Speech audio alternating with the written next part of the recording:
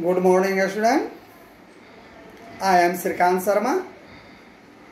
Once again, in front of you with rest part of agriculture chapter in geography.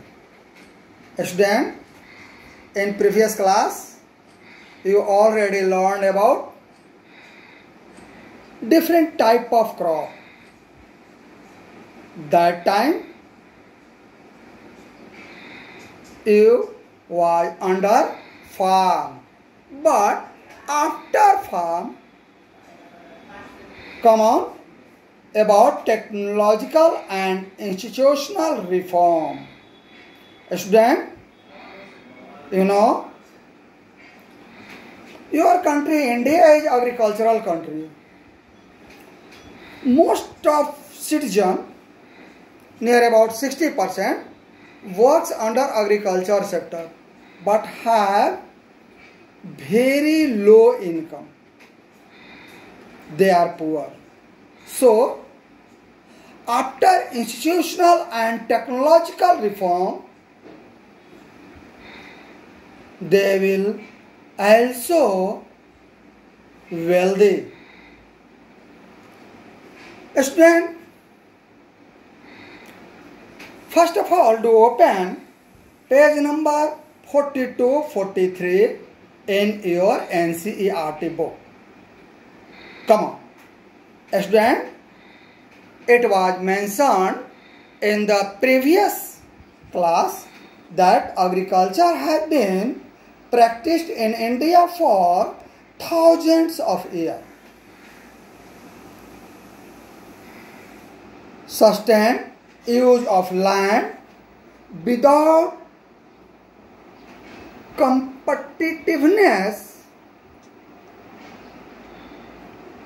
technological and institutional change have hindered the pace of agricultural development.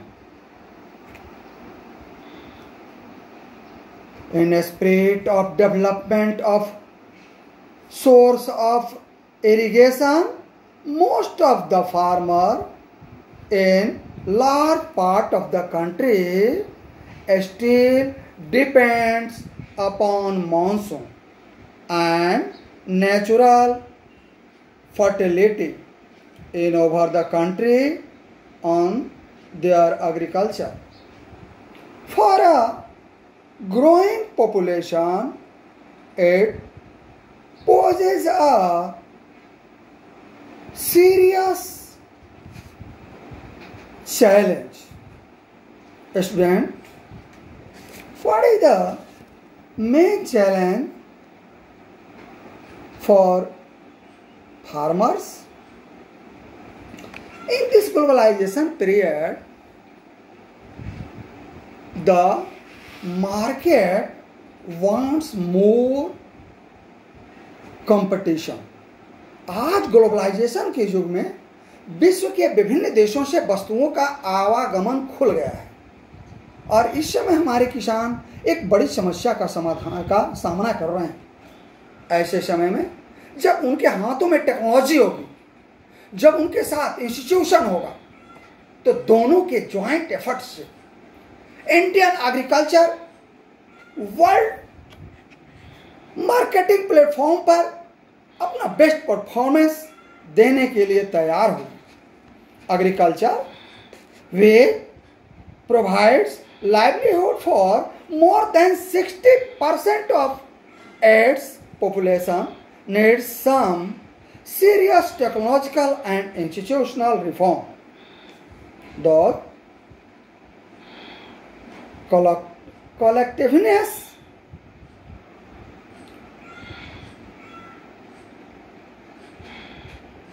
and consolidation of holding,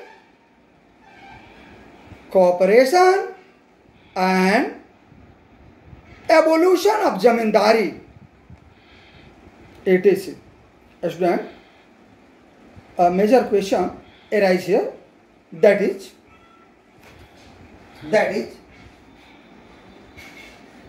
describe the reforms brought in the Indian agriculture after independence through the efforts of Indian government. Question asking, what is intensive taken by government of India after independence to reform agriculture? Student, you know, what was the main aim of first 5-year plan? Reform of agriculture, development of agriculture. Bharat की प्रथम पंचवर्षीय योजना हमारे महान प्रधानमंत्री पंडित जवाहरलाल नेहरू ने कृषि को समर्पित की थी। क्योंकि भारत गांवों का देश है और ग्रामीण अर्थव्यवस्था कृषि में निर्भर करती है। So after development of agriculture really development of country, that is development of country. So first 5-year plan में 1952 में कुछ एग्रीकल्चरल रिफॉर्म किए गए। ये क्वेश्चन यही कहता है कि जैसे ही भारत को आज़ादी मिली, भारत सरकार ने वो कौन कौन से कदम उठाए जिनसे कृषि के क्षेत्र में बड़ा परिवर्तन हुआ। Student, in the period of independence your country had 36 crore population, but that time only your country have enough 24 crores public food। मात्र 24 करोड़ आदमियों के लिए भोजन रखता था और दुनिया के दाता देशों के आगे, डोनर कंट्रीज के आगे इंडिया खड़ा होता था और अंडर डायरेक्शन ऑफ यूएनओ वो लोग इंडिया को कुछ सपोर्ट करते थे और हम दया दान के भिखारी थे। लेकिन इंस्टीट्यूशनल और टेक्नोलॉजिकल रिफॉर्म का ही यह परिणाम है कि आज इंडिया फूड ग्रेन में आत्मनिर्भर हो गया है। इसके लिए जो सबसे पहला प्रयास किया गया वह था, फर्स्ट पॉइंट,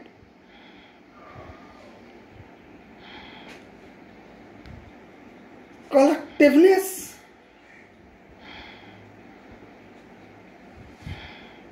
कलेक्टिफिकेशंस मीन्स सामूहिक कृषि। यह रूस के देखा देखी भारत में इस तरह की कृषि प्रारंभ हुई थी। सेकेंड,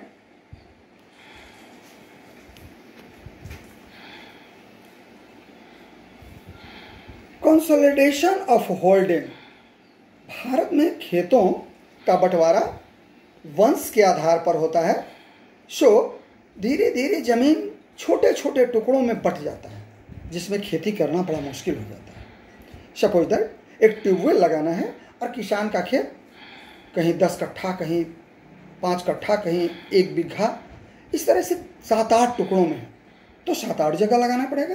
अगर उसको कलेक्ट करके एक जगह 3 या 4 एकड़ जो भी हो कर दिया जाए तो उसे एक ट्यूबवेल से काम चल जाएगा, मशीनरी यूज कर सकेगा। इसके लिए सबसे पहले कंसोलिडेशन ऑफ होल्डिंग, जिसे हम लोग चकबंदी कहते हैं, उसकी शुरुआत की गई। इसका हिंदी होता है चकबंदी। कॉपरेशन ऑर्गेनाइजेशन स्टार्ट किया गया and evolution of zamindari. Zamindari India में कर वसूलने का एक मेथड था। इस कर वसूलने के मेथड, जमींदारी मेथड में कहीं ना कहीं किसानों का शोषण हो रहा था। धीरे धीरे किसानों के उस शोषण को रोकने के लिए एक साथ जमींदारी प्रथा को पूरे भारत से हटा दिया गया और काश्तकारों को जमीन का हक दिया गया। लैंड टैक्स कलेक्शन करने का अधिकार जिला के अधिकारी को दिया गया, इसीलिए अब इन्हें कलेक्टर कहा गया। इनके अंदर प्रखंड अधिकारी और फिर क्षेत्रीय स्तर पर तहसीलदार दिए गए जो जमीन के विभिन्न प्रकार के ब्यौरों को रखते हैं और उसका कर भी वसूलते हैं। यह जमींदारी प्रथा हटाने की बात थी। We are given priority to bring about institutional reform in the country after independence. Land reform was the main focus of first 5-year plan. The right of inheritance that already land to formations of land holding necessitating consolidation of holding. The law of land reform were enacted, but the implementation was lacking or lukewarm. The government of India embarked upon institutional agricultural reform to improve Indian agriculture in the 1916th, 17th, 2 decades. This is period of Green Revolution. The Green Revolution based on the use of package technology, and the White Revolution means that is also called Operation Flood, were introduced. Student, Green Revolution that is started 1960s decades and also works under 17th decades. 1960 के दशक 1970 के दशक में green revolution start हुआ।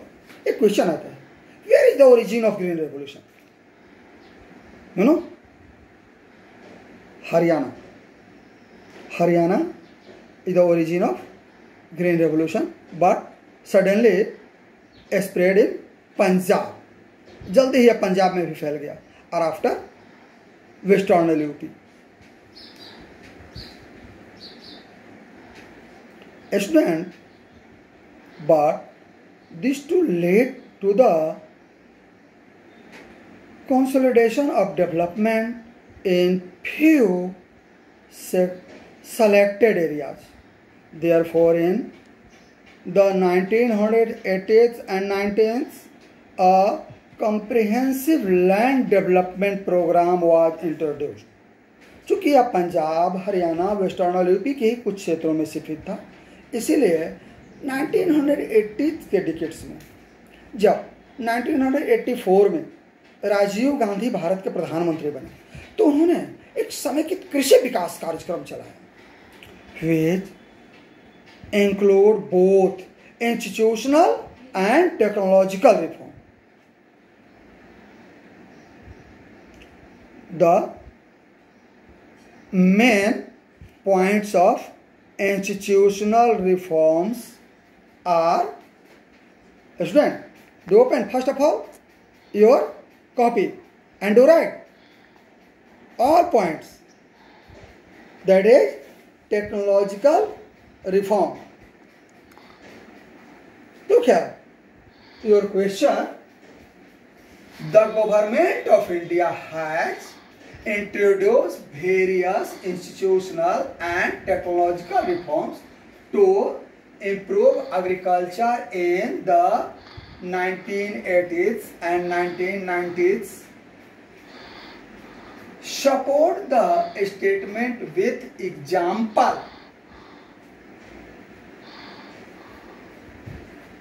So, you open your copy. Yes, you are ready? Then you write. First point, Green Revolution, 1960 16th and 17th decades. Second, White Revolution 1900 17th decades, 1970 के दशक में. That is also called Operation Flood. Comprehensive Land Development Program. Comprehensive Land Development Program in 1918 to 1919, 1980 से 1990 के दशक में. Minimum support price MSP. MSP क्या है, इसको जरा समझो. कृषि के उत्पादन के बाद हमारे फार्मर के सामने एक समस्या आती थी. जिस साल ज्यादा प्रोडक्शन हो गया, मार्केट डाउन कर गया. कम प्रोडक्शन हुआ, किसान के पास ऐसे ही कुछ नहीं, तो किसान दोनों तरफ से मार खाते थे. अब मिनिमम सपोर्ट प्राइस गवर्नमेंट द्वारा तय किया जाता है. अगर इससे ज़्यादा प्राइस मिल रहा है मार्केट में, आप मार्केट में बेच लो, नहीं तो कम से कम इतना प्राइस तो आपकी इंडिया गवर्नमेंट आपको देगी ही देगी. Next point is crop insurance, फसल बीमा. किसानों के खेत में आग लग जाए, ड्रॉट, ऐसी स्थितियों में किसान बड़े असहाय हो जाते थे. उनके लिए क्रॉप इंश्योरेंस किया गया कि अगर उनकी फसल क्षति होती है तो बहुत कम प्रीमियम पर उनकी फसल को इंश्योर किया जाए, उसका कंपनसेशन दिया जाए. कोऑपरेटिव सोसाइटी डेवलप की गई. ग्रामीण बैंक सेटअप किए गए. नेक्स्ट पॉइंट, ग्रामीण bank setup in rural areas in your Palamu. Also this type of bank set up, Palamu ग्रामीण विकास बैंक. किसान credit card KCC protects farmer under different type of loan scheme. किसान को अगर बीज खाद लेना हो तो किसान क्रेडिट कार्ड्स के माध्यम से बैंकों से वो ऋण लेते हैं और साहूकारों के चंगल में जाने से बच जाते हैं. Personal accidental insurance scheme PAIS, personal accidental insurance scheme. किसान खेती के दौरान machinery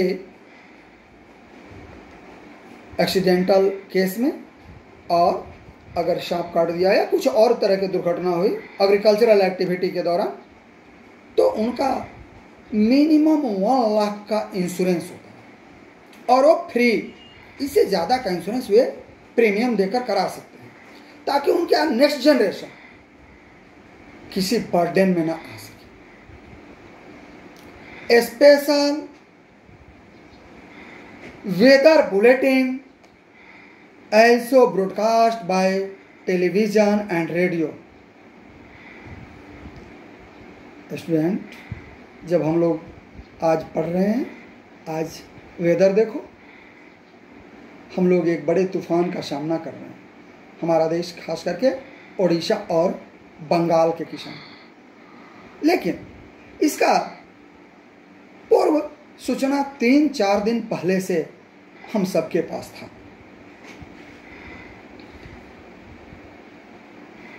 Next, radio and TV programs for farmers. This is mainly training program for farmers. Next, establishment of Indian Council of Agricultural Research, भारतीय कृषि अनुसंधान संगठन की स्थापना की गई.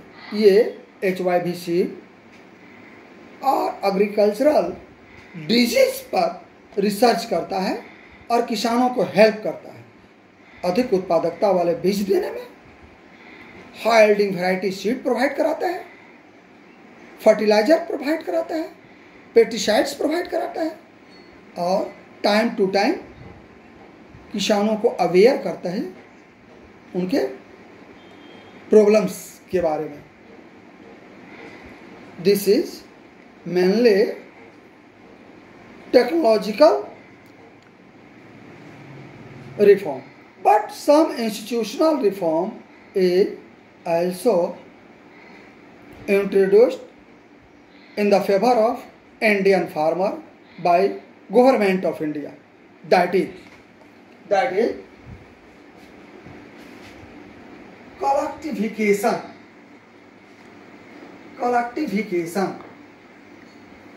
consolidation of land holding. This is also called chakbandi. Development of cooperative societies. Student, you know, Sudha Dairy, Amul Dairy is also resulting of this type of development of cooperative society.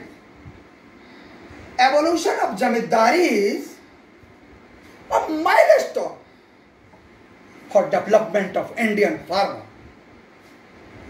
At that time, he was not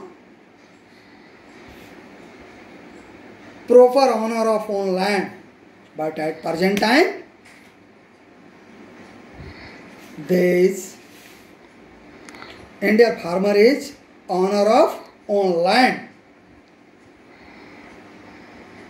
So, this is various type of technological and institutional reform. Our next topic is Bhudan and Gramdan. Student, Gramdan and Bhudan in next class. But you know, Bhudan or Gramdan is also known as bloodless revolution. But I want to give information for you. पिछले आपको एक notice दिया गया कि आप geography chapter 1 resource and development chapter का note बनाकर भेजें। मैंने देखा आज तक का ही वो टाइम था, 20 तारीख तक का टाइम था, लेकिन अभी तक मैंने देखा 50% के करीब ही पहुँचे हैं। एग्जैक्टली अभी 50% भी पार नहीं किए। सो मैं आपको 24 तक का टाइम देता हूँ। 24 मई तक आप पॉजिटिवली अपना नोट कॉपी सेंड कर दें। जिन्होंने भी सेंड किया है उनका 3 कैटेगरी में वेरी गुड, गुड और एक जनरल में मार्किंग किया गया। Very good 5, good also 4.5 marks and above. So आप लोग जितनी जल्दी से जल्दी हो सके अपना नोट कॉपी जरूर भेजें। This is necessary for your